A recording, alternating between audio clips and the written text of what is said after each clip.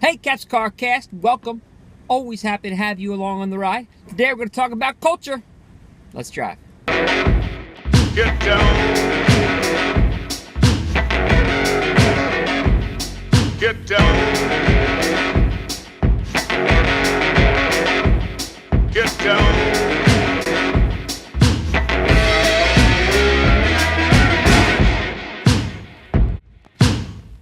I am in Philadelphia today. I just gave a talk to an organization about culture change. They have this big initiative going on. So the story ties right in with that. And those that you follow me know I'm all about the bigger story and finding it. But let's talk about culture specifically today. And what's the one word we should remember about culture? And it is this: bad. Because I'm bad, you're more.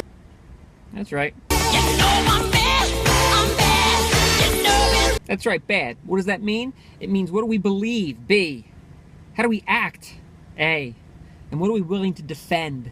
Believe, act, and defend. That is what rests at the core of your organizational culture. Now look, if you were a solopreneur, entrepreneur, a lot easier to grab a hold of what your culture is all about because it's you, maybe a small team.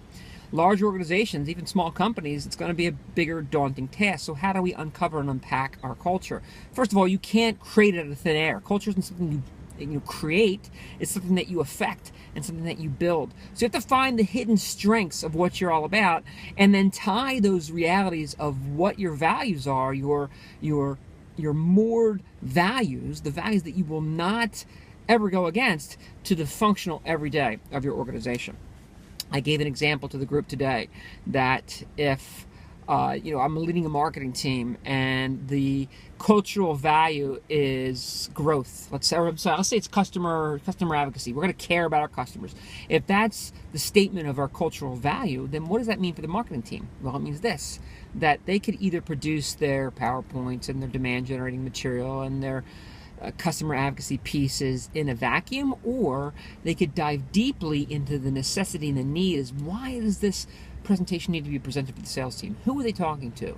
What is the customer all about? What do they need? What is it that they're trying to solve? What is it that the customer's work is going to do in the marketplace that's going to affect their consumers and their clients and their prospects and customers, and how does that marketplace react, and on and on. So now when I'm developing my marketing material, I should be able to do that for something like a PowerPoint pitch, a proposal, a marketing piece, a piece of demand generating content, customer advocacy. If I dive deeply into that from the core of our moored values, the values that we won't ever violate, and I start to pull, that's how I start to affect culture. That's how I start to bring it back in.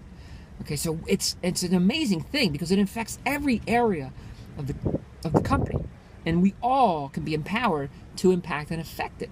So don't try to create your culture out of thin air, but rather identify what it is, what the strengths are, and connect it to what you're doing on an everyday basis, and keep it bad. I didn't like that. That was cheesy. Keep it bad. A little bit better. Bad. I'm liking the stationary caps car cast. It's like a whole new thing. I feel like you're with me in the car and we're going to drive after. So just imagine the implicit next step here is we're actually taking the drive. What do you think about that? I don't know what you think about it, but what I think is you ought to join me over on YouTube. A lot more stuff these days that I'm doing. I'd love for you to join me there, and I'd love your feedback. Thanks. See you next time on the maybe stationary caps car cast.